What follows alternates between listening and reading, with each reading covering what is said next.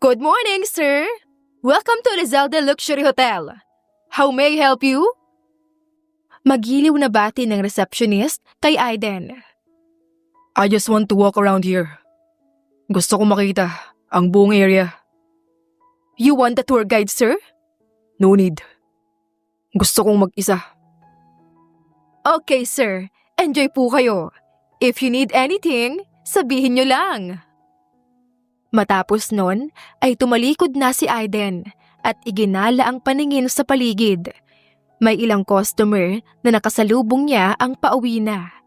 At ang iba naman ay pa-check-in pa lang. Ay! Ayoko nang bumalik dito. Hindi ko gusto ang serbisyo nila. Anang isang babae na sambakol ang muka. Kaya natigilan si Aiden habang nakasunod ito ng tingin. Tro! Ew! Ang mga food nila, hindi kumakain. Kung hindi sobrang alat, napakadabang naman. Anang kasama nito. Ano? Pangit ang serbisyo ng hotel? Hindi totoo yun.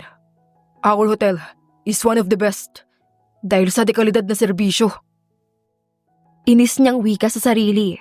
Saka napaisip na marahil iyon ang dahilan kaya bumabagsak na ang branch na iyon.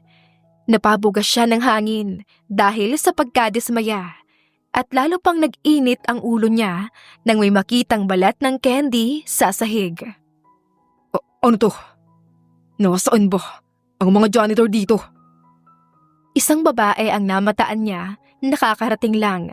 Sa tingin niya ay isa ito sa mga janitress dahil sa suot nitong uniform. Psst! Anya sa babae. Nang mapatingin ito sa kanya, ay sinenyasan niya itong lumapit gamit ang isang daliri. Itinuro pa ng babae ang sarili upang makatiyak kung ito ba ang tinuturo niya, saka nagpalinga-linga. Oo, ikaw. Sa'yo ko nakatingin, di ba? Pagsusungit ni Aiden. Sir, may kailangan po ba kayo? Nagtatakang tanong ng babae nang makalapit. Tatawagin ba kita kung wala? Ani Aiden, saka itinuro ang balat ng candy sa sahig.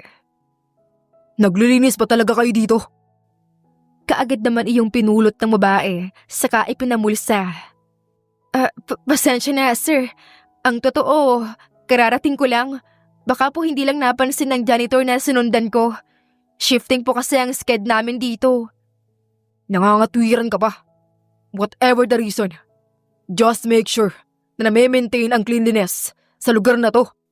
Before you hired in this company, you have a proper training. Kaya bakit hindi nyo ina-apply yon? Panenermon pa rin ni Aiden sa babaeng napapakamot na lang. Sorry sir.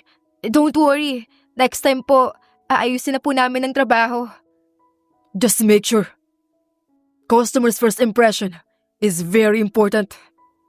Paano ko ibabalikan ng customer kung unang bungad pa lang, basura na ang makikita nila?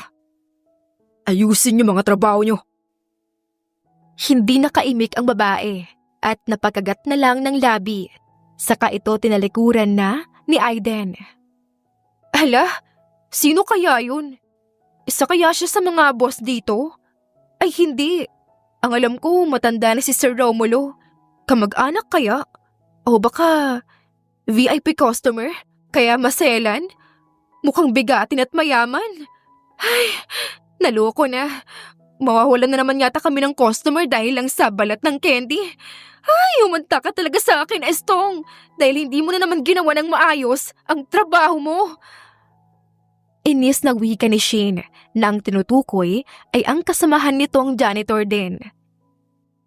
Matapos madismaya ni Aiden sa natuklasan sa isa sa mga branch nila, ay agad niyang kinausap ang lolo niya. Doon ay inis niyang inireport ang nangyari. Calm down, Aiden. Hindi mo naman kailangan magalit ng ganyan. It is just a piece of candy wrap. Ikaw na ang magiging bagong CEO ng kumpanya. You have to be more patient sa mga employee mo. It's not a simple issue, Lolo. Kahit na candy wrap lang yon, pwede pa rin makaapekto yon sa impression ng mga customer. Paano kung sa susunod, hindi na candy wrap ang nakakalat doon? What if balat ng saging? Tapos may nadisgrasyang customer. Mabuti na yung pinapaalalahanan na sila, kahit sa maliit na bagay lang. Okay. Mukhang ready ka na talagang maging CEO. Magpapatawag na ako ng meeting para maipakilala na kita sa kanila. Wait lang, Lolo. I have a plan. Gusto kong malaman ng reason kung bakit nalulugi ang branch natin doon. Anong plano mo? Gusto kong magpanggap na janitor doon para malaya ako makapag-imbestiga kung may anomalyang nangyayari. Oh, come on, Aiden. Normal lang sa business ang pagkalugi. Huwag mong masyadong dinidibdib. Pasasan pa ba at matatapos din ang problema roon? No, Lolo.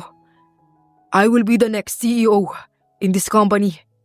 Kaya dapat kumikilos na ako. Just give me 6 months. No, 3 months to solve the problem. Napabuntong hininga na lang ang matanda at hindi na tumutol pa. Matapos nga noon ay hinanda na ni Aiden ang sarili. At dahil matagal siyang nagstay sa ibang bansa, ay hindi siya kilala ng karamihan sa mga employee. Kaya wala siyang magiging problema. Hindi na rin siya nagkaroon ng problema sa mga papers dahil maging ang mga iyon ay naayos niya. Dahil sa pagkakaroon ng maraming koneksyon at dahil ang chairman mismo ang nag-recommend sa kanya, ay naging madali lang sa kanya ang makapasok. Ayos tala. Janitor ba talaga ang papasukan mo dito? O model? Gandang lalaki. Ang kinis ng balat mo at mamula-mula. Ang tangkad mo pa. Ako nga pala si Istong Tol. Ano pangalan mo?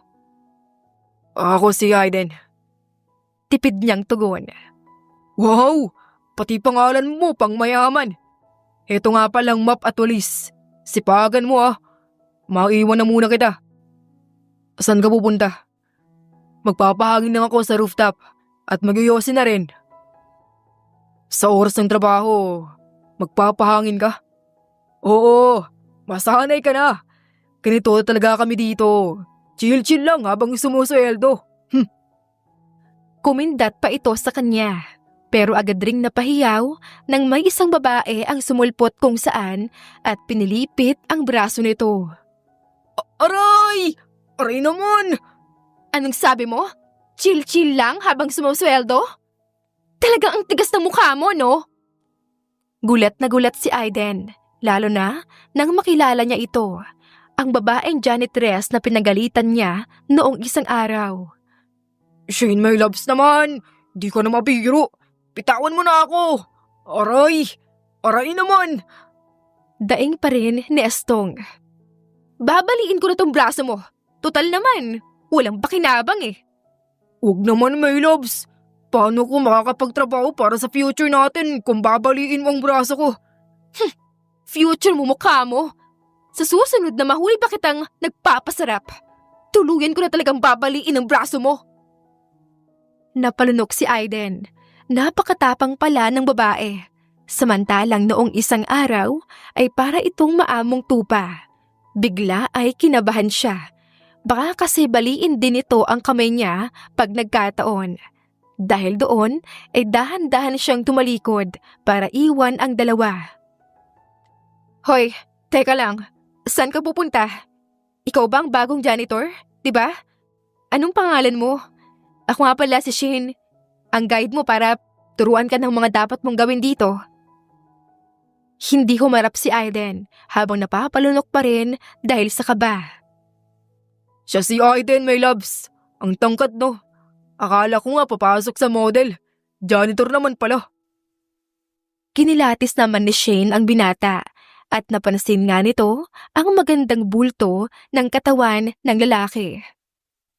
Hoy, humarap ka nga. Kinakausap kita. Bale, ako magiging senior mo dahil matagal na ako dito. At ang pinakaayaw ko sa lahat ay yung papetiks-petik sa trabaho. Sayang ang sweldo kung tatamad-tamad. Bakit ba ayaw mong humarap? Bungi ka ba ha? Dahan-dahang humarap si Aiden Kaya nanlaki agad ang mata ni Shane. Hindi dahil sa natatandaan niya ang lalaki, kundi dahil sa makalaglag panty na kagwapuhan ng binata. Hoy Shane, my loves. Huwag mo naman masyadong titigan. Sinasaktan mo ng feelings ko niyan eh. Ani Stong, ngunit siniko lang ito ni Shane. Aiden ba ang pangalan mo? Hindi Alden? Nangingiting tanong pa ni Shane, pero agad ring napawi ang ngiti at napalitan ng pagkagulat. Teka, namumukhaan kita. Ikaw yung... Paanong... Gulat na sambit niya, kaya sunod-sunod na napapalunok si Aiden. Kilala mo siya, my loves? Oo, siya yung inakala kong isa sa mga boss nung isang araw na pinagalitan ako dahil lang sa balat ng candy. Kasi may pagka-stricto talaga kasi ako pagdating sa kalinisan. May allergy kasi ako sa balat. Lumarawan ang pagkairita sa mukha ng dalaga. Ha! Loko ka? Tinakot mo pa ako? Kung umasta ka, feeling boss ka. O kaya isa sa mga VIP customer na diring-diri sa balat ng candy. Lumapit pa ang dalaga sa kanya habang pinagsusuntok ang isang kamay sa palad nito. Kaya napaatras siya. Naalala mo yung ginawa mo? Sinitsitan mo ko at pinalapit gamit ang daliri mo. Ha? Ginawa mo kong aso? At hindi lang yun. Pinadugo mo pa ang ilong ko dahil sa kaka-English mo. Ha? Ginawa mo yun sa Shane, my loves ko? Aba, very very wrong yan. Nalilitan ka pa sa akin, tol. Lumapit pa si Estong sa kanya, pero napaurong nang mapalsin na hanggang dibdib niya lang ito, saka bumalik sa likuran ni Shane. Ay, ang tangkad pala. Hindi ko kaya. Hoy, siguraduhin mo lang na hindi ka kagaya nitong si Estong na tatamad-tamad. Kung hindi, makakatikim ka sa akin, ha? Oh, itong sabon. Anong gagawin ko dito? Tanong ni Aiden nang iabot sa kanya ang isang toilet cleaner. Titigan mo lang yan hanggang sa malusaw. Syunga ka talaga. Siyempre gamitin mo yan panglinis ng CR. Matapos ay sinuot sa leeg niya ang apron. Ano? Ako? Maglilinis ng CR? Nanlalaki ang matang bulalas ni Aiden. Ay wow! Gulat na gulat siya. Ano bang ina-expect mo na trabaho ng isang janitor, ha? Magpa-cute at magpalakad-lakad lang? Nako, kuhang-kuha mo ang gigil ko, ah. Halika na nga! Wala nang nagawa si Aiden nang hilahin na siya sa kamay ni Shane hanggang sa makarating sila sa isang CR. Sige na. Umpisahan mo na. Pagkatapos mo na yan, linisin mo rin yung sahig. Iniwan nito ang map sa lumabas ng CR. Nang masigurong wala na ang babae, ay sunod-sunod siyang napabuga ng hangin. Ay, nakakainis ang babaeng yun. Hindi niya ba alam na ako ang magiging bagong CEO nila? Ay nako, wala akong panahon sa ganito. Nakita pa niya ang sarili sa salamin kung saan may hawak siyang toilet cleaner at nakasuot ng apron. Shit! Ano ba tong hawak ko? Inis niyang binitawan ang toilet cleaner, maging ang apron ay binalibag niya, saka mabilis na lumabas ng CR. Kailangan ko nang malaman kung mayroon bang anomalyang nangyayari dito para magawan ko na ng paraan. Saan kaya ako mag-uumpisa? Naalala niya ang sinabi ng customer na hindi masarap ang mga pagkaing sinaserve sa hotel. Kaya naman, sa kitchen area niya naisipang pumunta para magmasid. Samantala, matapos ang paglilinis ni Shane sa iba pang CR, naisipan niyang balikan si Aiden. Laking gulat niya na wala ang lalaki. Naku! Isa na namang pasaway at sakit sa ulo. Kabago-bago pa lang, tinatakasan na agad ang trabaho. Lumabas na siya ng CR para hanapin ang binata. Matagal niya ito bago nakita na nasa kitchen area pala. May sinisilip ito sa loob at nagkakandahaba pa ang leeg. Pasimple niyang kinalabit ang balikat ni Aiden. Ngunit, tinapik lang nito pabalik ang kamay niya. Loko to ah! Ani Shane, saka muling kinalabit ang binata. Huwag kang magulo. Kalabit ka ng kalabit. Nadidistract ako. Ano raw? Nadidistract siya? Sira talaga ang tuktok nito! Inis na bulong ni Shane. Tumabi siya kay Aiden para malaman kung ano ba ang pinapanood nito. Nakita nila ang mga chef na abala sa pagsa-cellphone. Wow! Busy sila sa cellphone. Biruin mo, ganyan lang ginagawa nila pero sumasweldo ng malaki? Ano, napapasana all ka na ba? Sarkastikong wika ni Shane. Hindi talaga maganda yung ginagawa. Naputol sa pagsasalita si Aiden at dahan-dahang nilingon ang nagsalita na nasa tabi lang niya. Gulat na gulat pa ito at natutop ang dibdib dahil sa nanlalaking mata ni Shane. Nakakagulat ka naman. Mahinang sabi ng binata, pero pingot sa tenga ang tinugon ng dalaga. Aray! Wait! Ang tenga ko, baka matanggal. Bakit mo iniwan ang trabaho mo? Ikaw talaga! Sabi ko na nga ba, at isa ka ring sakit sa ulo eh. Ano kasi? Aray! Bitawan mo muna ang tenga ko. Ano idadahilan mo? Sige, magsalita ka. Siguraduhin mo lang na reasonable yan. Dahil kung hindi, yari ka sa akin. Nagugutom lang ako kaya ako nandito. Hindi kasi ako nag-breakfast bago ako pumasok. Anong feeling mo nasa bahay ka? Kapag nagutom, pwedeng kumain kahit nasa trabaho? Ang kumpanya ba dapat ang mag-adjust sa'yo? Tandaan mo, bayad ang bawat minuto mo rito. Kaya wag mong sayangin. Balik sa trabaho. Wait, pwede ba? Hayaan mo muna ako dahil may kailangan na akong gawin. Importante to. Ano bang gagawin mo? Magpapaluto ka sa kanila ng pagkain? Customer ka ba dito? Napahugot ng malalim na hininga si Aiden. Nakita mo ba yung inaasal nila?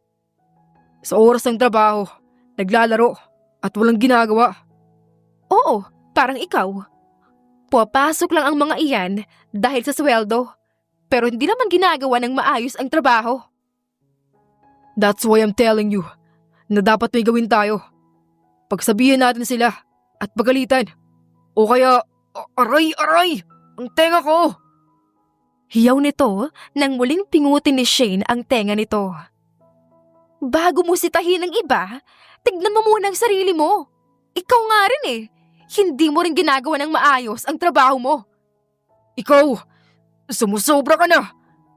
Inis na tugon ni Aiden.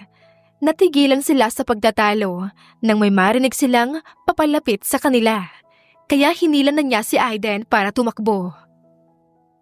Bakit ba tayo tumatakbo? Hindi ba natin sila pagsasabihan o isusumbong? Bilang kasama nila sa trabaho, pwede nating gawin yun. Ani Hayden ng mapahinto at abot ang hingal. Isumbong? Pagalitan sila? Tss, maniwala ka sa akin. Wala tayong mapapala. Bakit wala? Pwede natin silang kunan ng video bilang katibayan na nagpapabaya sila. Tapos, ipakita sa manager para maparusahan sila. Nagpapatawa ka ba? Kasabwat rin nila ang manager dito. Kapag ginawa natin yun, sibak tayo sa trabaho. At ayoko mangyari yun. Kung ako sa'yo, magbulag-bulagan ka na lang at gawin ng maayos ang trabaho mo. Napatiimbagang si Aiden. Kailangan niyang gumawa ng paraan para makuha na ng video ang mga iyon para maipakita sa lolo niya. Nang sa gayon ay maparusahan ang mga ito. Masyado kasing mabait ang lolo niya at baka hindi siya paniwalaan kaya kailangan niya ng matibay na ebidensya. Maghagdan na lang tayo. Sira ang mga elevator dito. Anong sabi mo? Pero, kakagamit ko lang ng elevator kanina. Okay naman. Oo, pero ngayon, sira na yan. Maniwala ka sa akin. Sumpungin ang mga elevator dito. Hindi kasi inaayos ng mga technician. Wala silang ibang ginawa kundi ang magtong-it doon sa rooftop. Inis muling wika ni Shane. Hindi makapaniwala si Aiden sa narinig. Kailangan niya na talagang kumilos. Pero paano niya gagawin iyon kung bantay sarado siya ng dalaga? Sa huli ay pinili pa rin niyang gumamit ng elevator para makatiyak na totoo ang sinasabi ni Shane. Hoy! Sinabi ng si Ryan eh! Napilitan na ring sumabay si Shane. Sa isiping tatakasan na naman siya ng binata. Sa kalagitnaan ay biglaang tumigil sa pag-andar ang elevator.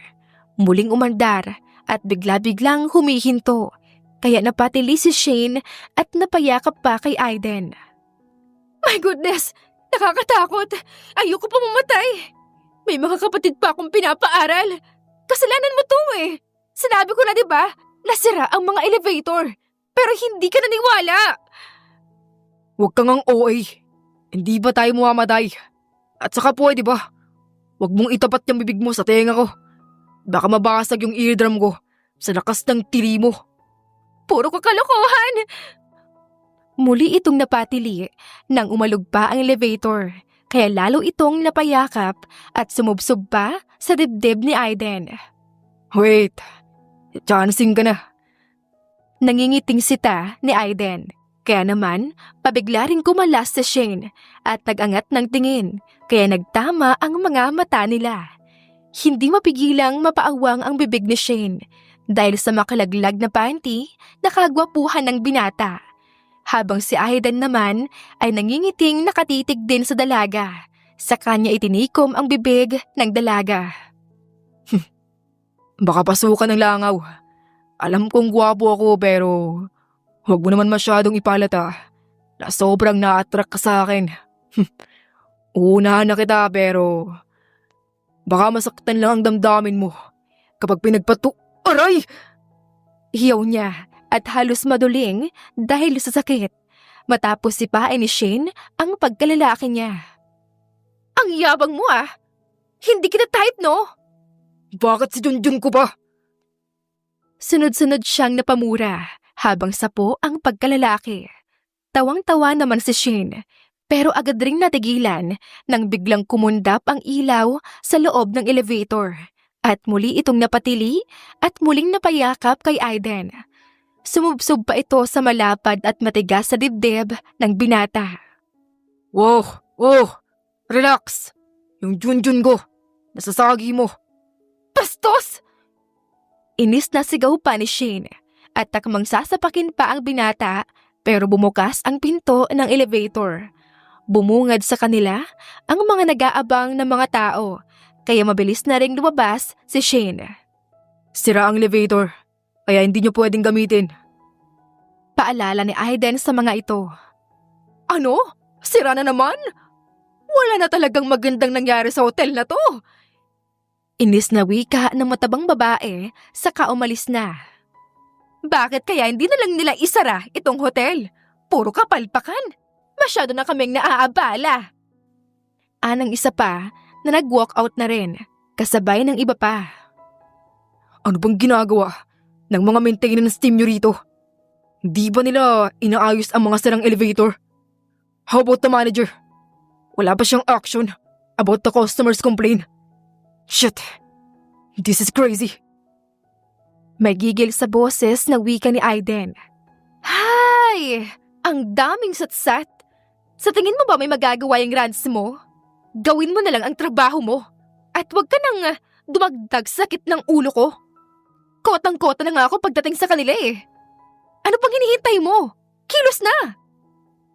Napilitan nang bumalik si Aiden sa CR para hindi na niya marinig ang talak ni Shane.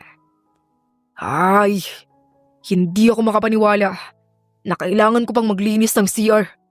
Bad trip naman oh. Hindi naman kasi kailangan na bantay sarado ako dito. Masyado na akong naaabala. Pag nakunan ko na ng video ang mga mokong na yon, aalis na rin ako at umanda sila sa pagbabalik ko. At yang si Shane, sigurado ako na luluwa ang mga mata niya. Luluhod siya. At pagmamakaawa sa akin, napatawarin ko siya. Ngingiti-ngiti niyang wika, saka napahawak sa tenga. Sinipa niya si Junjun. Ang sakit nun ah. Pero tapat siya sa trabaho niya. Okay na rin. Pwede ko pa rin siyang patawarin. Lalong lumapad ang ngiti niya nang maalala ang pagyakap ng dalaga sa kanya at ang pagtama ng mga mata nila. Pero maya-maya lang ay inis na niyang sinaboy sa bawal ang toilet cleaner saka pinindot ang flush. Okay na yan.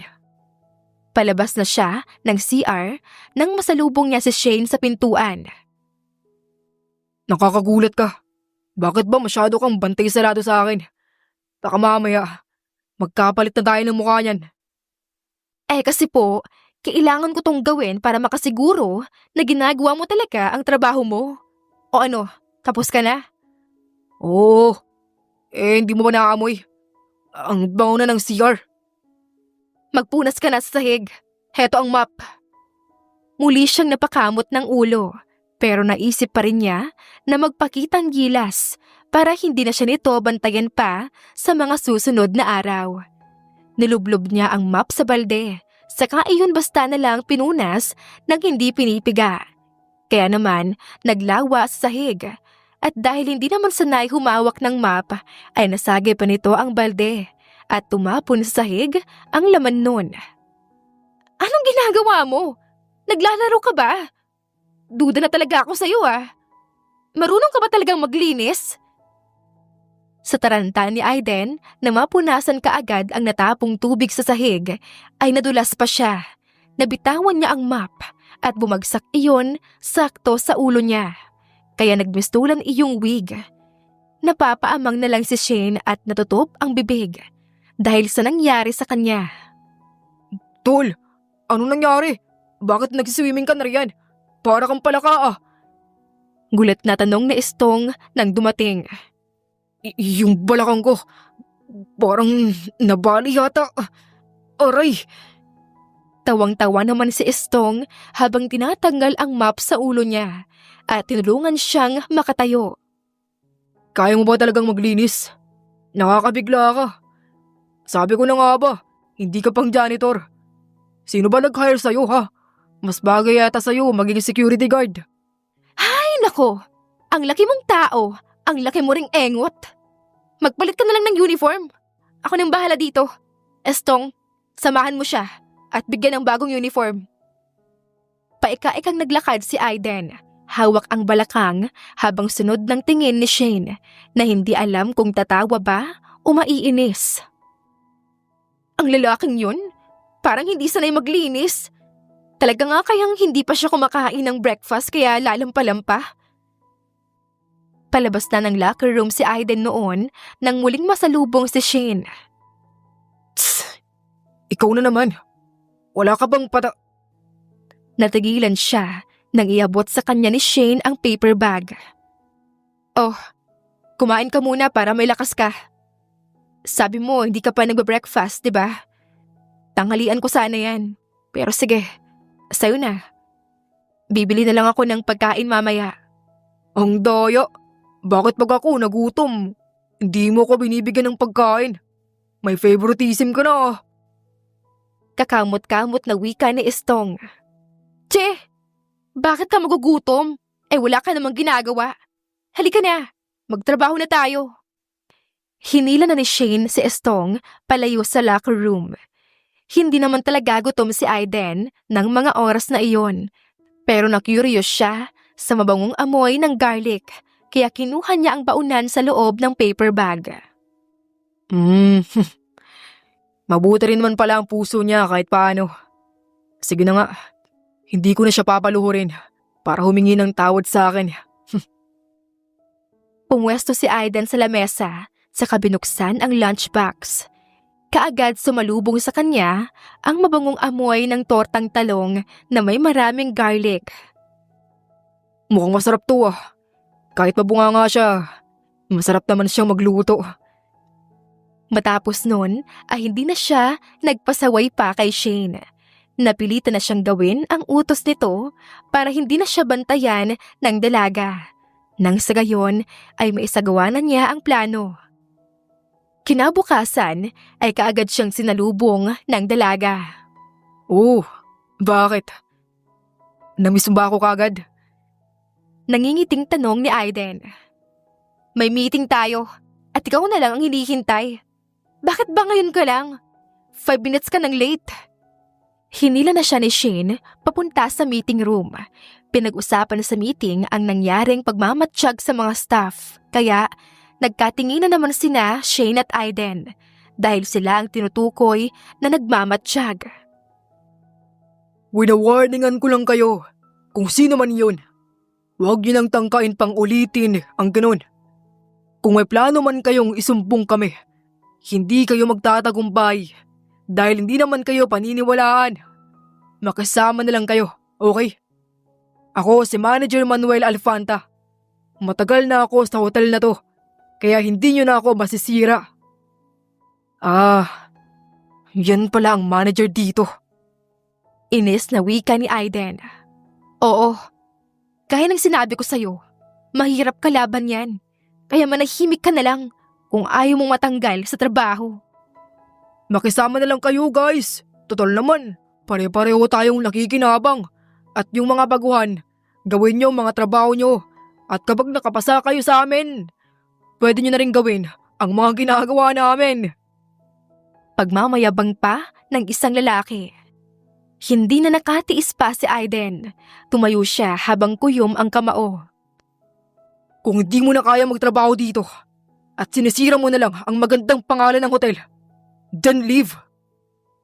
May gigil sa boses na wika ni Aiden. Nanlalaki naman ang mata ni Shane na hinihila pabalik sa pagkakaupo ang binata. Pero hindi siya natinag. Hoy! Anong ginagawa mo? Loko ka! Madadamay pa ako sa'yo. Ayoko mawalan ng trabaho. Bulong ni Shane. Ano? Anong sabi mo? Hoy! Sino ka ba? Ha? Hindi mo ba ako kilala? 20 years na ako sa hotel na to bilang maintenance. Kaya wag mo akong tuturuan ng dapat kong gawin. May habang na tugon nito, habang gigil na ring ipamukha ni Aiden kung sino nga ba talaga siya. Hindi mo ako kilala? Well, ako lang naman ang magiging... Siya ang bago nating janitor! Singit ni Shane. Pasensya na kayo mga sir, madam Hindi niya po alam ang mga rules dito. Hayaan niyo, tuturuan ko ang isang to. Sasagot pa sana si Aiden, pero tinakpan na ni Shane ang bibig niya. Pinagtawanan pa sila ng mga naroon na tila tinutudya sila. Baguhan ka pa lang pala. Kung basta ka, parang ikaw ang boss. Panunuya pa ng lalaki. Teka, parang kayo yung kahapon Oo, tama. Naalala ko ang suot niyong uniform. Sita ng isa sa mga chef. Totoo ba yun? Kayo nagmamasid sa kanila kahapon? Tanong ng manager. Sir, kasi sinamahan ko lang siya na umikot sa buong area para alam niya kung saan siya maglilinis. Hindi po kami nagmamasid. Muli sanang sasagot si Aiden dahil gusto niya nang sumabog sa galit nang halos maduling siya sa sakit nang pigain ni Shane ang betlog niya. Tumahimik ka na at huwag ka nang sumagot. Kundi, babaliin ko tong braso mo. Pasimpleng bulong sa kanya ni Shane habang nakangiti sa manager na kalaunan ay umalis na rin sa harap nila. Hindi ko braso yun. Si Junjun yung pinipiga mo. Kaagad namang nabitawan ni Shane ang bagay na iyon habang bigla ay naging kamatis na pula ang mukha nito. I'm warning both of you. Next time na may makahuli sa inyo na may kakaibang kinikilos, tatanggalin ko na kayo. Hindi na nakaimik ang dalawa. Wala na kasing lakas si Aiden dahil sa ginawang pagpiga ni Shane kay Junjun. Habang tila gusto nang himatayin ni Shane dahil sa labis na hiya. Hanggang sa namalayan na lang nila na sila na lang ang nasa meeting room. Hoy, Shane. Kailangan mo akong panagutan. Dahil nahawakan mo na si Junjun ko. Ayos ka rin, no? Bakit ba palagi mo tong pinag-iinitan? Pagbibiro ni Aiden, hindi umimik si Shane na tila gusto nang maiyak. Biro lang. Strict ang parents ko, no? Aniya saka tumawa. Alam mo, hindi mo sana ako pinigilan kanina eh. Gusto ko lang silang ipahiya pag nalaman nila na ako ang... Naputol sa pagsasalita si Aiden ng isang sapak, pingot at tadyak ang binigay sa kanya ng dalaga. Aray! Teka! Tama na! Biro lang naman yung kanina. Hindi kita ipapanagot dahil sa pagpiga mo sa Junjun ko. Buisit ka! Nang dahil sa'yo, muntik na rin akong mapahamak at mawalan ng trabaho. Hoy! Kung di mo kailangan ng trabaho at sarili mo lang ang binubuhay mo, pues ako hindi. May mga kapatid akong pinapaaral. Gusto ko silang bigyan ng sariling bahay para hindi na sila makitira sa mga tiyahin namin na hindi naman pamilya ang tingin sa amin. Naiintindihan mo ba?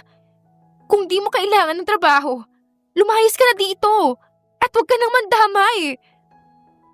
Matapos ay mabilis nang nilisan ni Shane ang kwartong iyon habang naiwang napapaamang si Aiden. Nakakainis. Kaya pala ang lambot nung piniga ko. Akala ko kamay. Shit! Nakakahiya. First time kong makahawak ng ganun. Ani Shane sa kabinahid ang luha sa mata.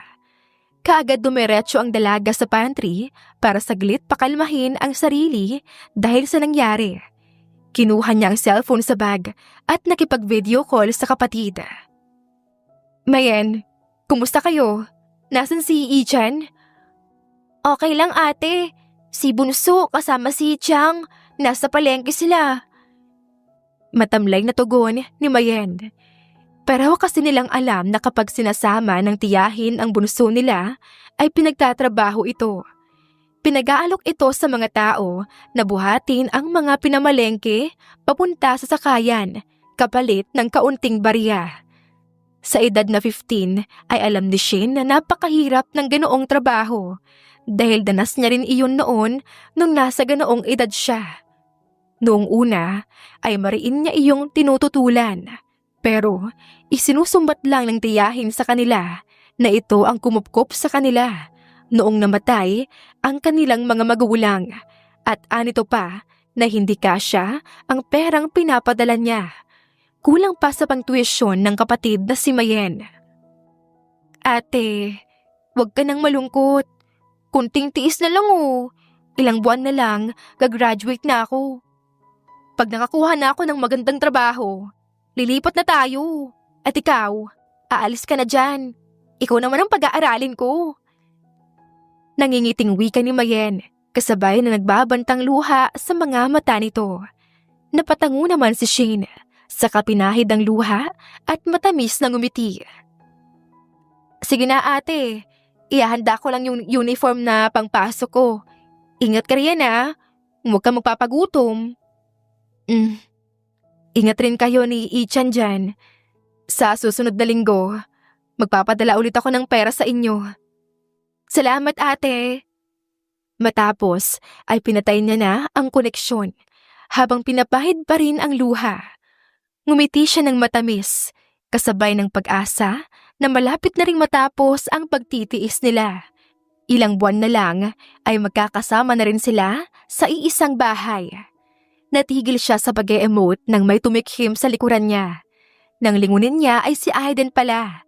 Seryoso ang mukha nito dahil narinig nito ang kwentuhan nilang magkapatid. Iyakin ka rin pala.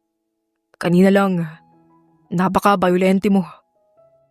Hindi kaagad nakaimik si Shane. Muli naman niya kasing naalala ang ginawa niyang pagpiga sa Junjun nito. Sa sobrang taranta niya kasi ay hindi niya nanatignan ang hawak. Ang akala niya talaga ay braso iyon.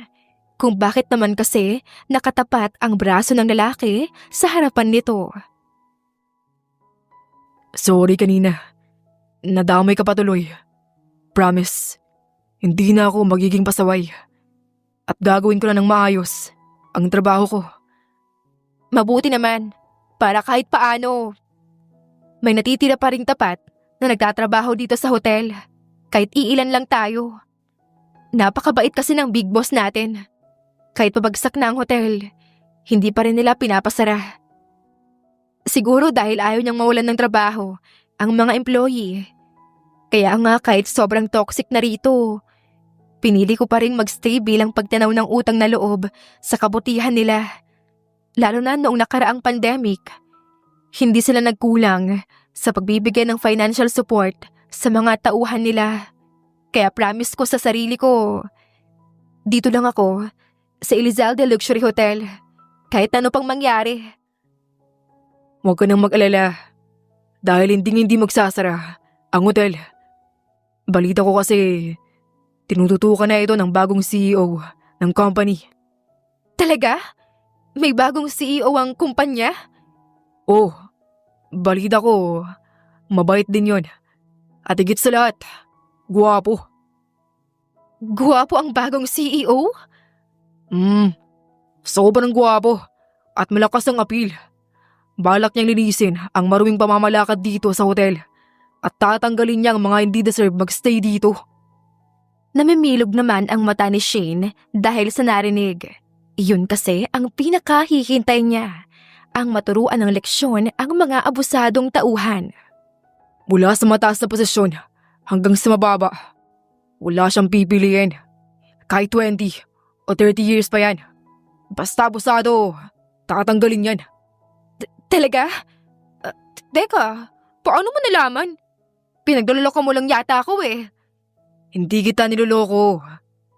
Takot ko lang sa'yo. Ani Aiden, saka tinakpan ang dalawang tenga. Bakit mo tinatakpan yung tenga mo? Mahirap na. Baka kasi pingutin mo na naman ako. Ang bilis at haba pa naman ng braso mo. Tawang-tawa si Shane dahil sa sinabi nito. Pero natigilan siya nang mapansin na sumeryoso ito habang nakatitig sa kanya. Oh, bakit? Mas maganda ka kasi kapag nakangiti. Mas bagay sa'yo. Kaya sa'yong palagi kang nakasimangot. Muling namilog ang mata ni Shane, kasabay ang pagpula ng pisngi at pagdagundong ng kanyang dibdib. Ilang segundo silang nagtitigan na tila tahimik na nag-uusap ang kanilang mga puso. Shane, my loves, may problema tayo. Humahangos na wika ni Estong nang dumating ito. Anong problema? Nagtatakang tanong ni Shane. May isang customer kasi na nagre-request ng food sa room niya. Kaso walang sumasagot sa tawag niya, kaya intusan niya ako. Kaso walang chef. Natutop ni Shane ang noo dahil sa magkahalong inis at pag-aalala. Ano? Walang chef? Ay, ano ba yan? Ani Aiden at inis na sumuntok sa kawalan. Paano na yan? Anong gagawin natin? Kailan lang may nagreklamo na sira raw ang shower nila tapos walang available na mag-aayos? Ay, ano bang klaseng hotel to? Ani pa ni Estong. Ako na magluluto. Kaagad na pagpresenta ni Shane na nagpalingon sa dalawa. Kaya mong magluto? Gulat na tanong ni Estong. Oo naman. Kung di mo na itatanong, laging ubos ay nilalako kong panindang ulam noon. Masarap ako magluto. Napakamot naman sa ulo si Estong. Ay, ibang pagkain na pangkalye kesa sa pagkain na sinaserve dito. Dapat yung pagkain pang sosyal, yung pang mayaman. Anong pangkalye? Baka kapag natikman mo ang luto ko, isipin mo, isa akong professional chef dahil sa luto ko na pang restaurant ang lasa. Sige na, ikaw na lang ang magluto para doon sa customer. Ano? Papayagan mo siya magluto? Shane, my loves, wag na. Baka lalo pang masira ang pangalan nitong hotel eh. Natikman ko na ang luto niyang tortang talong. Napakasarap. The best. Wala nang inaksaya pang oras si Shane at mabilis na niyang tinungo ang kitchen. Kasunod si Aiden. Ha? Tortang talong? Naloko na. Kamot ulong wika ni Estong, saka sumunod sa dalawa. Gumawa si Shane ng fried rice omelette at hindi naman siya nabigo dahil sobrang nagustuhan iyon ng customer at nag-abot pa ito ng malaking tip sa kanya. Oh, ano Estong? Bilib ka na ba sa akin? Akala mo siguro basahan at sabon lang ang kaya kong hawakan, no? Aniya kay Estong na hindi na nagawang magsalita dahil wala itong lubay sa pagkain ng fried rice omelette na niluto niya. Ang galing mo, Shane. Alam mo, halos nasa iyo na ang lahat. Maganda, magaling magluto, mabuting tao, at matapang. Papuri ni Aiden na noon ay kumakain din. Namilog naman ang mata ni Shane kasabay ng pamumula ng pisngi dahil sa papuring iyon ng binata. Muli na namang kumabog ang dibdib niya habang nakatitig sa ngiting-ngiting binata. Maganda ako para sa kanya. Aniya pa sa sarili. Shane, my loves, bakit hindi chef ang pinasukan mo rito? Ang galing mong magluto. Ikaw na lang ang pumalit sa kanila. Hoy, mula ngayon, tigilan mo na ang pagtawag sa kanya ng ganyan. Nakakasukat, nakakarindi sa tenga. Paninita ni Aiden. Nang ano?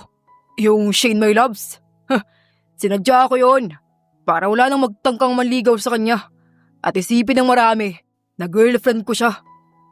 Hindi mo siya girlfriend at hindi mo pagiging girlfriend. Bakit ba pinangungunahan mo? Si Shane dapat ang magsabi niyan. Hoy, sundin mo ako kung ayaw mong tirisin kita. Kinuweliyuhan nito si Estong at biniga ang ilong. Aray, ganyanan na.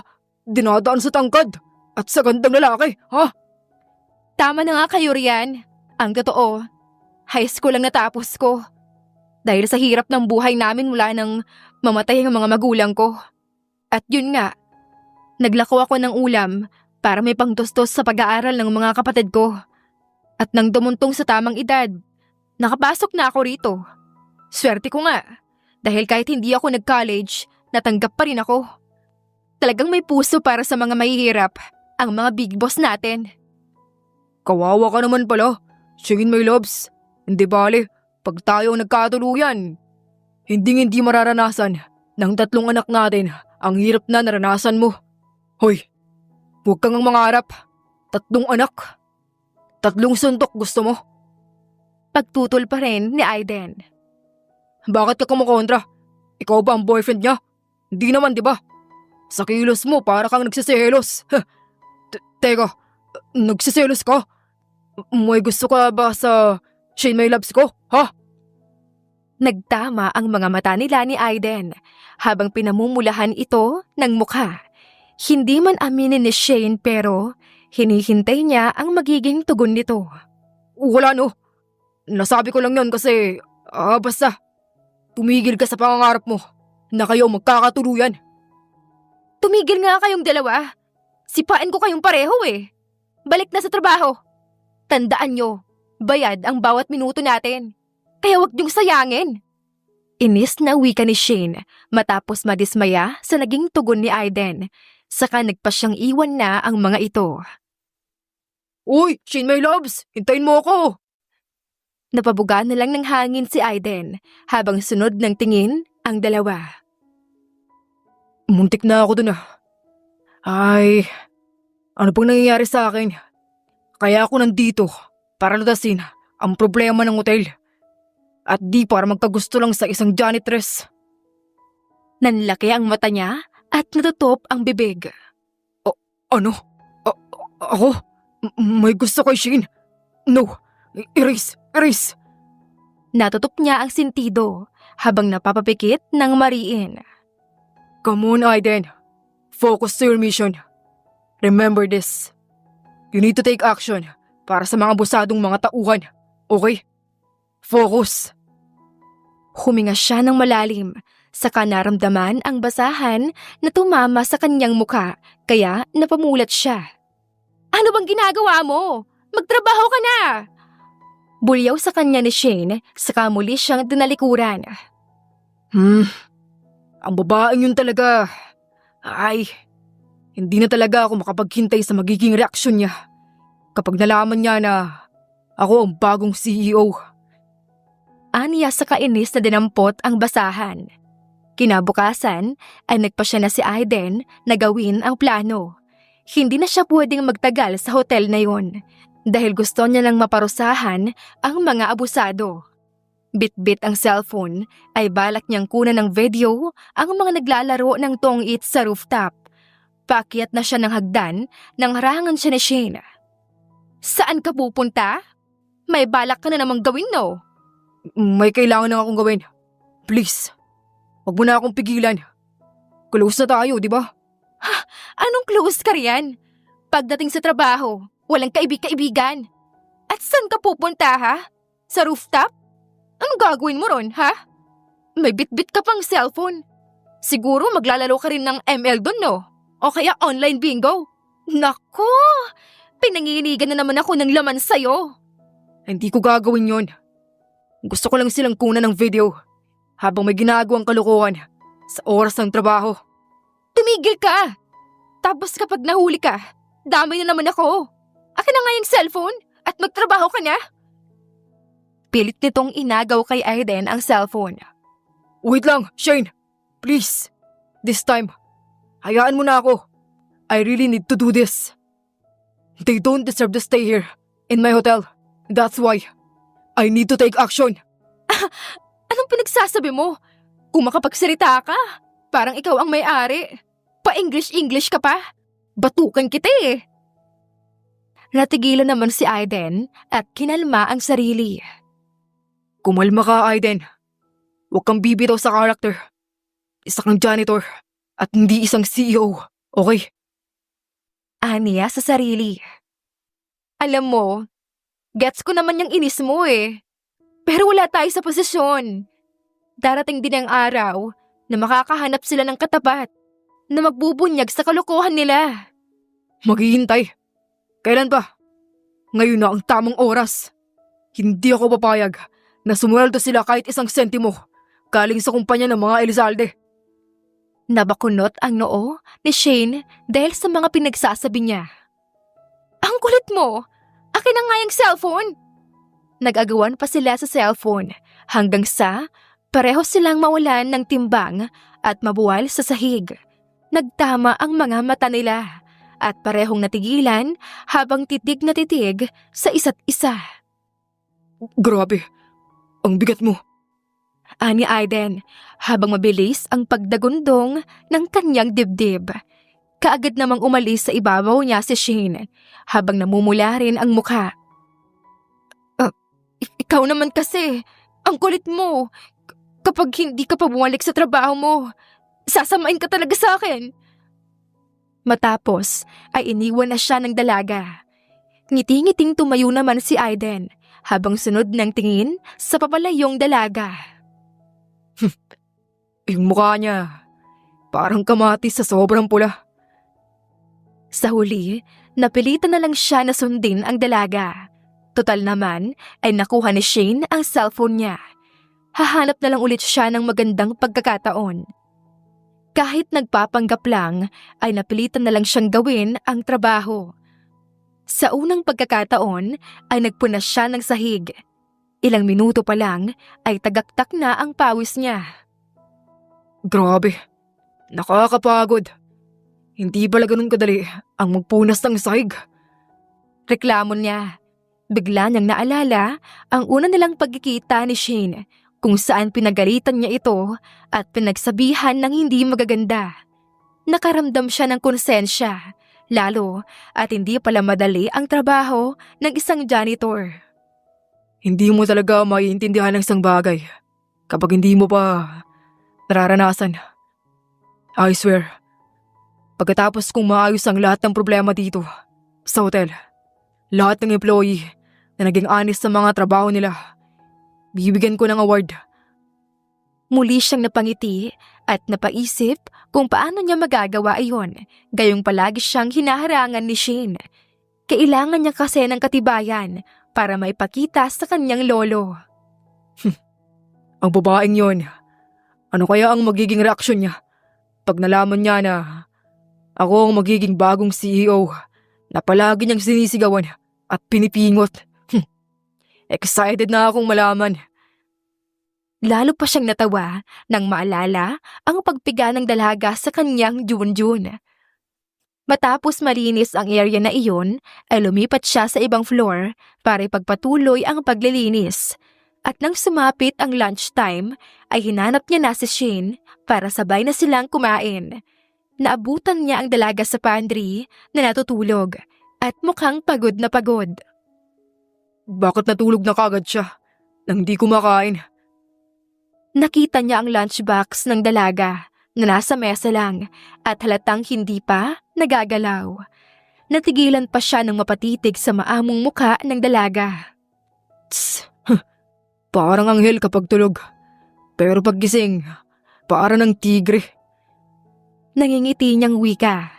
Hindi na naaalis ang pagtitig niya sa dalaga hanggang sa maramdaman niya ang mabilis na pagtibok ng kanyang puso. Hindi na niya kayang ikailapas sa kanyang sarili na nahuhulog na siya kay Shane. Sa ilang araw na kasama niya ito ay hindi niya akalain na ganon kabilis mahuhulog ang loob niya rito. Marahil ay dahil na rin sa kabutihan nito at pagmamalasakit sa hotel. Namalayan na lang niya ang sarili na hinahaplos na ang pisngi ng dalaga at bumaba iyon sa labi nito. Gusto niya iyong matikman. Gusto niyang angkinin ang labi nito. Natauhan lang siya nang may marinig na paparating. Lumipas ang mga araw, tila nasanay na rin si Aiden sa trabaho. Gaya ni Shane, gusto niya ring magmalasakit sa hotel. At habang tumatagal, ay na-e-enjoy niya na iyon dahil kasama niya ang dalaga. Tapos mo na bang linisin yung mga CR? Yes, madam. Lumapit sa kanya si Aiden habang tulak ang janitorial cart. Eh yung mga basura, nadala mo na ba sa labas? Baka kasi dumating na yung mga garbage collector. Okay na rin, madam. Napangiti si Shane. Natutuwa siya sa laki ng pagbabago ni Aiden dahil masipag na ito. Kahit napapansin niya na parang hindi naman sanay ang binata sa ganoong trabaho. Iba kasi ang kilos nito kumpara sa iba. Kahit sa paghawak nito ng mop ay halatang hirap na hirap. At higit sa lahat, ang itsura ng binata na tila galing sa mayamang pamilya. Napaawang ang labi niya nang magsimulang magpunas ng pawis si Aiden mula sa noo, sa pisngi at sa leeg. Dahan-dahan iyon na tila dinanamnam pa nito ang bawat hagod habang may pangaakit na nakatitig sa kanya. Lalo pang nalaglag ang panga niya nang iangat ni Aiden ang damit hanggang sa lumantad ang six-pocket abs nito. Para bang gusto niyang sunggaban ang binata para siya na lang ang magpunas ng pawis. Hoy Shane, my loves! Grabe ka kung makatitig sa kanya. Bakit pag ako ang nagpupunas ng pawis sa harap mo, naiinis ka? Sabi mo kadiri. Pero bakit pag siya, parang naglalaway ka pa? Himutok ni Estong na pinapanood pala siya. Anong sabi mo? Anong naglalaway? Sinipan niya ang binti nito na napaaringking naman dahil sa sakit. Saka siya tumalikod. Pagkarating niya sa CR ay natutop niya ang mukha. Shit! Ano ba tong nararamdaman ko? Bakit ang yummy niya? Yung mga abs niya, grabe. Parang ang sarap kagatin. Saglit siyang natigilan nang maalala ang paghawak niya sa junjun nito na inakala pa niya ay braso. Ganun ba? Kalaki yung ano niya? Pinamulahan siya ng mukha at inis na sinampal-sampal ang sarili. Ano ba tong mga iniisip ko? Para na akong baliw. Matapos mahimasmasan ay lumabas na siya ng CR. Sinalubong siya ng ngiti ni Aiden na muling nagpabilis ng tibok ng kanyang puso. After ng work natin, iyain sana kitang mag-dinner. Muling namilog ang mata ni Shane sa isiping niyayaya siya nito sa isang date. Ha? Ano? Niyayaya mo ko mag-dinner? Oh, may alam akong restaurant na napakasarap ng pagkain. Treat ko. Sige, kung mapilit ka. Lumarawan ang tuwa sa mukha ni Aiden at napayas pa, kaya natawa na rin sa kilig si Shane. Okay. Mas lalo kong gaganahan sa paglilinis nito kasi may reward. Ani Aiden, saka tinulak na ang janitorial cart at nagpasipol-sipol. Reward daw? Baliw? Nangingiting wika naman ni Shane habang sinusundan ng tingin si Aiden. Kinagabihan ay sa isang mamahaling restaurant siya dinala ng binata. Teka lang, Aiden. Afford mo ba rito? Mukhang mamahalin dito eh. Baka isang order pa lang ng pagkain dito. Katumbas na ng kalahati ng sweldo natin. No worries. Yayayaan mo naman kita dito kung di ko afford. Chill ka lang. Let's enjoy the night. Hindi na siya nagsalita pa nang hawakan na ni Aiden ang kamay niya papasok sa loob. Pagkaupo ay iniabot na sa kanya ni Aiden ang book menu at nanlaki ang mata niya sa presyo ng pagkain. Aiden, tubig na lang kaya yung orderin natin? Aniya habang hawak pa ang lalamunan. Dahil doon ay natawa si Aiden. Ano ka ba? I told you. Stop worrying. Umorder ka lang ng food na gusto mo. Kaya ko yung bayaran. Kahit gaano pa yan kamahal. Saglit pang natigilan si Shane dahil sa pagtataka. Pero sa huli ay naisip na baka maraming ipon ang binata. Muling natawa si Aiden at ito na ang umorder ng pagkain niya. Saka tinawag nito ang waiter. Nang makuha na ang order nila ay agad siyang natakam. Napakabango at halatang masasarap ang mga pagkain na sa tingin niya ay ngayon lang niya matitikman. Wow! Mukhang masasarap lahat ng pagkain! Ang dami mo namang in-order. Baka maghugas tayo nito ng plato dahil wala tayong pambayad Anya ngunit natigilan nang may inabot na card si Aiden sa waiter. Wow! Taray! Ang sosyal! I told you. Kaya ko magbayad. Kahit gaano pa yan kamahal. Natatawang wika ni Aiden. Hindi na nahiya si Shane at isa-isa nang nilantakan ang mga pagkain. Grabe! Para akong nasa langit! Ang sasarap! Aniya habang nangingiti na nakamasid lang si Aiden. Ilang saglit pa ay natigilan siya at nakaramdam ng lungkot nang maalala ang mga kapatid. Bakit, Shane? May problema ba? Naalala ko lang ang mga kapatid ko. Pangarap ko kasi ito para sa amin. Yung magkakasama kami nakakain sa isang mamahaling restaurant. Gusto kong ma-meet ang mga kapatid mo. Kung okay lang. Kakain tayo sa mamahaling restaurant at mamamasyal. Treat ko kayo. Ha? Bakit mo naman gagawin yon? Ikaw talaga. Baka naman maubos lang yung ipon mo para lang sa amin. Huwag mo nang isipin yon. Marami ako nun. Ha? Basta ang gusto ko, maging happy ka ngayong gabi. You deserve it. Ilang taon ka rin nagtrabaho para sa pamilya mo. Kaya turing mo ang gabing to bilang rest day mo. Magkahalong kilig at saya ang naramdaman ni Shane. Feeling niya ay napaka-espesyal niyang babae para kay Aiden. Gusto nito na maging masaya siya. Lalo pang nagningning ang mga mata niya nang ilapit ni Aiden ang tinidor na may nakatusok pang karne para subuan siya. Para sa akin yan? Tanong niya habang tutop ang dibdib. Oo, para sa'yo. Ang unang subo ko. Hinawi niya muna ang buhok sa likod ng tenga, saka bahagyang ngumanga. Pagkatapos ay nagsalin ang binata ng wine sa baso niya at inabot iyon sa kanya. Cheers! Anang binata, saka nila sabay na nilagok ang wine. Napangiti si Aiden sa kabahagyang lumapit para punasan ang bibig niya gamit ang daliri nito. Feeling ni Shane ay nasa alapaap siya habang nasa kilig moment sila ni Aiden. OMG, Aiden! Is that you? Narinig nilang tawag ng isang babae, saka ito lumapit. Kailan ka pa nagbalik? Why aren't you calling me? And who is that girl? Kaagad namang tumayo si Aiden, saka hinawakan sa braso ang babae, saka lumayo sa table nila.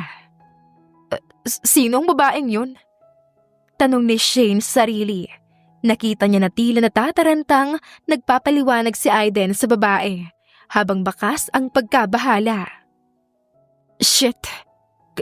Girlfriend niya kaya yun? Bigla ay nanlamig siya sa pag-aalalang baka bigla na lang siyang sabunutan ng babae. Ang kaninang kilig at sayang naramdaman ay kaagad naglaho. Dahil doon ay mabilis niya nang nilisan ang restaurant nang hindi na nagpaalam pa kay Aiden. Wait, Aiden! Bakit ba ayaw mong malaman ng girl na kasama mo kung sino ka talaga? I mean, you are a famous person. Kinakaya mo ba kung sino ka? It's a very long story. Please, do me a favor. I will call you na lang the next day para mag-explain. Eh paano yan? Wala na yung kadate mo. Nag-walk out na. Kaagad na palingon si Aiden at napansin na wala na si Shane sa table nila. Mabilis na rin siyang lumabas para hanapin ang dalaga pero hindi niya na ito naabutan. Labis na pagkadismaya ang naramdaman ni Shane dahil sa nangyari. Ang inakala niyang simula ng pagkakamabutihan nila ni Aiden ay isang kalokohan lang pala. Hiyang-hiya siya sa kanyang sarili. Ano pa bang aasahan ko sa isang gwapong kagaya niya? Babaero. May girlfriend na pala siya. Niyaya niya pa ako mag-date. Kainis ka, Aiden. Napaka-babaero mo. Kinabukasan ay inawasan niya si Aiden. Kaagad siyang nag-iba ng daan nang makita niya ito. Wait, Shane! Pigil ni Aiden, saka hinawakan siya sa braso. Anong nangyari kagabi? Bakit bigla mo na lang akong iniwan sa restaurant? Sumama ang tiyan ko dahil mukhang may nakain akong hindi maganda. Ewan ko ba sa mga pagkain na yon? Sa una lang pala masarap, pero nakakasakit pala. Parang tao lang yun eh. Akala mo okay siya, pero toxic din pala. Talaga? Wait, okay ka na ba? I mean, wala ka bang ibang kinain bago tayo pumunta roon? Wala. Pero nakausap na toxic na tao? Meron. Hay! Kung alam ko lang ng lalaking sinamahan ko, may girlfriend na pala, eh di sana nanahimik na lang ako sa bahay at nanood ng teleserye. Muntik pa ako makalbo. Matagal bago nakaimik si Aiden at kaagad naintindihan ang mga pasaring ni Shane. Wait, iniisip mo ba na girlfriend ko si Misty? Well, mali ka. Because she is my cousin. Cousin mo mukha mo. Baka cousin tahan. Ako ba niloko mo? Pwes, wais to. At hindi ako magpapaloko sa isang gaya mo. Babaero. Nagsasabi ako ng totoo. Pinsan ko lang si Miss. Napahiyaw ito nang sipain niya ang binti nito. Lumang style na yan. Che! Matapos ay mabilis na siyang naglakad palayo rito. Shit! Bakit ba? Napaka-violente niya. Matapos ay napabugan na lang si Aiden ng hangin saka napangiti. Okay lang. Kahit ganun, loves ko pa rin siya. Alam ni Aiden na pareho sila ng feelings ni Shane sa isa't isa. Ramdam niya na gusto rin siya ng dalaga. At dahil doon ay napagpasehan niya nang ayusin ang lahat. Kaya gagawin niya na ang naunang plano. Magpapakilala na siya sa karamihan bilang isang CEO ng kumpanya. Ang lalaking yun, akala niya siguro mauuto niya ako. Ani Shane habang nakaharap sa salamin ng CR. Hay! Sa dami ng taong pwede akong magkagusto, bakit sa kanya pa? Porket ba gwapo at sobrang yummy niya? Yung labi niya parang ang sarap i-kiss. Tapos yung abs niya, parang pandesal. Ang sarap kagatin. Parang ang sarap sumandal sa malapad niyang dibdib at makulong sa mga bisig niya. Ay! Nababaliw na talaga ako. Kumalma ka, Shane. Huwag kang maharot. Muntik pa siyang mapatili nang bumukas ang pinto na hindi niya pala naisara ng maayos. So, yun pala ang nararamdaman mo para sa akin. Nangingiting wika ng binata habang papalapit. Ha? Ano? Oh, hindi ah. Tanggi niya habang dahan-dahang napapaatras.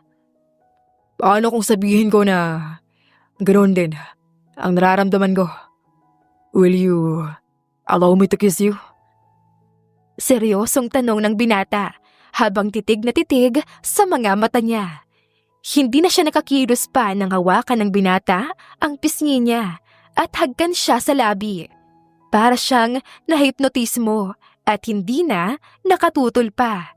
At namalayan na lang ang sarili na gumaganti na rin pabalik sa halik at nagawa pang ipulupot ang mga braso sa leeg ni Aiden. Maging ang binata ay umakap na rin ng mahigpit sa bewang niya. Gaya ng pantasya niya na makulong sa mga bisig nito. Kapwa nila habol ang hininga nang maghiwalay ang kanilang mga labi. Baka sa mukha nila ang labis na saya at pagmamahal sa isa't isa.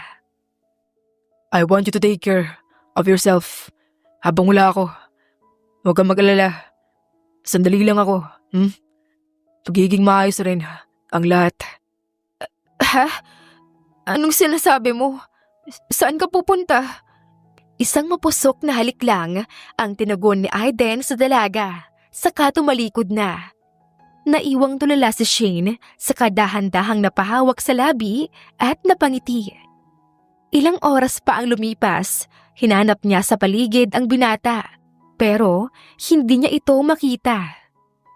Estong, nakita mo ba si Aiden? Sana uli nahanap. Ikaw nakakalata na ako. Yung tingin mo sa kanya, kakaiba. May gusto ka ba sa kapring yun? Ha? Ano naman kung meron, ha? May reklamo ka ba? Inis na inirapan niya sa Estong na noon ay napakamot lang sa kanya iniwan. Halos ikutin ni Shane ang kabuuan ng hotel pero nihibla ng buhok nito ay hindi niya nakita. Ang lalaking yon? Dinaan ako sa halik para malay na naman siyang makapaglakwatsa. Naku! Aiden, pag nakita kita, babaliin ko yung mga buto mo. Bigla niyang naalala ang sinabi nito matapos siya nitong halikan. Ano? Seryoso ba? Nag-resign na kaya siya? Nakaramdam siya ng pangihina sa isiping baka nag-resign na nga si Aiden. Lumipas pa ang maraming araw, hindi na nga niya nakita pa si Aiden. Pakiramdam niya ay nawalan siya ng kakampi sa pagmamalasakit sa hotel. Gayunpaman, ipinagpatuloy niya ang pagtatrabaho kahit sobrang toxic na ng paligid niya. Habang tumatagal kasi, ay lumalala ang sitwasyon ng hotel. Paunti ng paunti ang mga customer dahil sa hindi magandang serbisyo. Samantala, kasalukuyan ng kausap ni Aiden ang kanyang lolo matapos nang maipakita ang mga video ng kalokohan ng nasa matataas na posisyon. Siguro naman, Lolo. Hahayaan niyo akong gawin ang nararapat para sa kanila. They have to face the consequences of what they did. I'm sorry, Lolo, pero hindi ako magiging mabait sa kanila. Ikaw nang bahala, Aiden. Ikaw na ang bagong CEO. Do what you think is right. Matapos makuha ang approval ng lolo, ay hinanda na ni Aiden ang lahat. May naisip na siyang plano para sa mga tapat at tiwaling mga empleyado. Napangiti siya nang maalala ang dalaga, saka dinukot ang maliit na box sa bulsa nito. Hindi na ako makapaghintay na makita ka ulit. Sobrang excited na ako na sorpresahin ka. Aniya habang pinagmamasdan ang mamahaling necklace na balak niyang ibigay kay Shane. Miss na miss niya na ang dalaga. Ilang gabi rin siyang hindi nakatulog habang inaalala ang mainit nilang sandali. Ang aso't pusa nilang turingan noon, nakalaunan nga ay nauwi sa pag-ibig. Excited na siya para sa kinabukasan, kung saan makakabalik na siya sa hotel bilang kanilang bagong CEO. Estong, kumusta ka na? Nagulat si Estong nang makita si Aiden. Naabutan niya ito na nasa elevator at may kung anong binubutingting. Aiden, ikaw ba yan? Teka, bakit ang tagal mong nawala? Saan ka galing at bakit ganyan ang suot mo? Sunod-sunod na tanong nito habang namimilog ang mata na pinagmamasdan siya mula ulo hanggang paa. Bagay ba sa akin ang suot ko ngayon? Tugon niya habang inaayos pa ang suot niyang suit. Oo, para kang CEO ng isang kumpanya. Teka, saan ka nga bang pupunta? Alam mo bang sobrang nalungkot si Shane nang wala ka ng parang bula? Talaga? Nalungkot siya? Nakangiti pa niyang tugon. Oo, at lalong naging masungit. Ako palagi ang nakikita niya. Kaya eto, ako nag-aayos ng sirang elevator para naman matuwa siya sa akin. Marunong kang mag-ayos ng elevator? Oo naman. Ang totoo, technician naman talaga ang in-applyan ko rito. Kaso, ewan ko ba kung bakit ako ginawang janitor? Napangiti naman si Aiden saka tinapik ang balikat ng binata. Ayos yan. Keep it up. Siya nga pala, tawagin mo na ang ibang kasamaan mo. Sabihin mong nandito ang bagong CEO ng Elizalde Luxury Hotel. Pumunta kayo sa meeting room. Aniya, saka iniwan na ang nagulat na binata. Samantala, hindi naman makapaniwala si Shane nang malamang nasa hotel ang bagong CEO. Tama nga si Aiden. Mukhang balak ng bagong CEO na ayusin ang lagay ng hotel. Sayang naman, kung kailan magiging okay na ang lahat saka naman siya umalis. Nakakainis. Pagkatapos niya akong halikan, iniwan niya lang ako sa ere. Malungkot niyang wika. Shane! Narinig niyang tawag na Estong sa kanya. Nandito raw ang bagong CEO at nagpapatawag ng meeting. Oo, alam ko. Sinabi na sa amin ni manager. Hulaan mo kung sino nagsabi sa akin. Che, gagawin mo pa akong manghuhula. Tara na nga, at baka mapagalitan pa tayo kapag na-late tayo ng dating. Di ka interesado? Paano kung sabihin ko sa'yo na, si Aiden mismo ang nagsabi sa akin na nandito na ang bagong CEO. Ano? Si Aiden? Nasaan siya? Saan kayo nagkita? Bakit ngayon mo lang sinabi? Napakamot na lang sa Estong sa biglaan niyang pagkataranta. Mabilis na siyang naglakad at umaasa na makikita niya ang binata sa meeting room. Nang makarating sa meeting room ay kaagad ginala ni Shane ang paningin, pero nalungkot siya nang hindi makita ang binata. Naabutan niya ring nagbubulong-bulungan ang mga naroon at pinag-uusapan ang bagong CEO. Napayuko na lang siya habang matamlay pa rin. Naramdaman niya na biglang tumahimik ang paligid. Kahayagan na dumating na ang bagong CEO kaya nag-angat na rin siya ng tingin. Gaya ng karamihan, gulat na gulat rin siya nang makita ang nasa kanilang harapan. Okay, ladies and gentlemen, I'm Aiden Elizalde, the new CEO of Elizalde Luxury Hotel. I am the grandson of our chairman, Mr. Romulo Elizalde. Bigla ay nawalan ng kulay ang mukha ni Shane. Ramdam niya rin ang pag-iinit ng mukha dahil sa narinig na pahayag ni Aiden. Ano? Si Aiden? Ang CEO ng kumpanya? Binibiro niya ba tayo, Shane? Gulat ring bulalas ni Estong. I know some of you, na-meet na ako. Especially sa mga head ng branch. I know na sobrang nagulat kayo. I'm here to make a big change para maisalba ba ang branch na ito. All the serving will stay. At yung mga hindi, I'm sorry but I have to remove you in this company. Matapos ay nagbulong-bulungan ang mga naroon habang nanlalambot naman si Shane. Tiyak niya kasi na isa siya sa matatanggal dahil hindi naging maganda ang trato niya sa binata. Pinipingot niya at pilit na pinagtatrabaho ang CEO pala ng kumpanyang pinapasukan. Miss Shane Garcia, I need you in my office. ASAP. Ani Aiden. Lagot na ako. Ano kayang balak niya? Nang pumasok siya sa office ni Aiden, ay abot-abot ang kaba niya. hindi siya tumitingin dito at nakayuko lang dahil sa labis na pag-aalala at hiya. Tanggap niya rin sa kanyang sarili na maaring tanggalin siya nito sa trabaho kahit na mahirap iyon sa kalooban niya. Hey, hindi ako sanay na ganyan ka. Pwede bang iangat mo yung ulo mo at tumingin ka sa akin? Dahan-dahang nag-angat naman ang tingin si Shane at sumulubong sa kanya ang gwapong ngiti ng binata. Yan, ganyan nga. Tumingin ka sa akin ng diretso. Alam mo kasi, hindi ko naman alam na ikaw pala ang apo ng Big Boss at magiging bagong CEO. Kung nung una pa lang, nagpakilala ka na, di dapat dinrato kita ng maayos. Bakit mo ba kasi ginawa yun? Bakit nagpanggap kang janitor? Kinailangan ko lang gawin yon para malaman kung ano ang punot dulo ng problema dito. Nagpanggap akong janitor para lihim na makapag-imbestiga. Kaso palagi mo akong hinaharangan. Nakagat ni Shane ang labi, saka naalala lahat ng mga ginawa niya rito. Hindi niya alam ang isasagot ng mga sandaling iyon.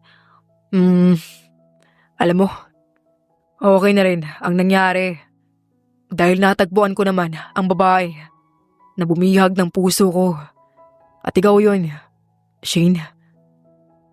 Namilog ang mata ni Shane, lalo na nang lumapit ito sa kanya, saka hinawakan ang kamay niya. Wait, hindi mo ko tatanggalin? Of course not. Instead, I have a proposal. Will you be my girlfriend? Ha? Ano? Huy, huwag mo nga akong binibiro. Seryoso ako. Napakalaki ng paghanga ko sa'yo. Dahil napakabuti ng kalooban mo. Isa ka sa nagmalasakit dito, sa hotel. Kaya nabihag mo ang puso ko. At sa pa, 2 beses mo nang kinanti si Junjun ko. Kailangan mo kong panagutan. Ano? Para ka namang sira eh. Nahihiyang tugon ni Shane. Biro lang. Pero, seryoso talaga ako. Dinukot ni Aiden sa bulsa ang maliit na box na naglalaman ng necklace. Saka ayon sinuot sa leeg ni Shane. I love you. And I want to spend my whole life with you. Mahal din kita, Aiden. Naluluhang tugon ni Shane, saka hinagkan sa labi ang binata. Lumipas ang maraming araw, marami nang nagbago sa hotel. Naging head chef si Shane at naging technician naman si Estong. Ang mga empleyadong tapat sa trabaho ay binigyan ng pabuya ni Aiden, scholarship para sa mga anak ng mga ito at pagtaas ng sweldo. Binigyan niya rin ang mga ito ng malaking cash. Ilang buwan lang din ay nagpa siyang magpakasal ang dalawa at kalaunan ay nagkaroon nga sila ng anak. Mami! Daddy! Narito na po si Tita Mayen at Tito Ichan! Hiyaw ng anak nila na si Macy na nasa edad na 4. Kaagad namang lumabas ng kusina si Shane na noon ay abala sa pagluluto ng kanilang lunch. Ang mga kapatid ko, mabuti naman at naisipan niyo kaming dalawin dito. Pasensya na ate, naging busy sa work. Alam mo naman ang buhay ng nagtatrabaho sa bangko. Ito namang si Ichan, graduating na kaya naging busy na rin. Sobrang namiss ko kasing makipaglaro sa cute kong pamangkin. Kaya niyaya ko dito si Ate Mayen. Wika naman ni Ichan na noon ay kalong si Macy. Naku ha, para namang napakalayo ng bahay niyo. Nariyan lang naman kayo sa kabilang kanto nitong subdivision. Basta, dalasan niyo ang pagdalaw dito para matuwa ang pamangkin niyo. Okay, sige na nga ate. Pagsang-ayon na lang ni Mayen. Guys, tama na yan. Halina kayo. Nakanda ng mesa. Masarap pang niluto ni Shane para sa atin. Ani Aiden. Sakto, gutom na ako. Tugon ni Ichan. Sabay-sabay silang pumunta sa kusina at masayang pinagsaluhan ang masarap na pagkain. Matapos magsalo-salo, ay nanood sila ng movies bilang kanilang banding. Wakas.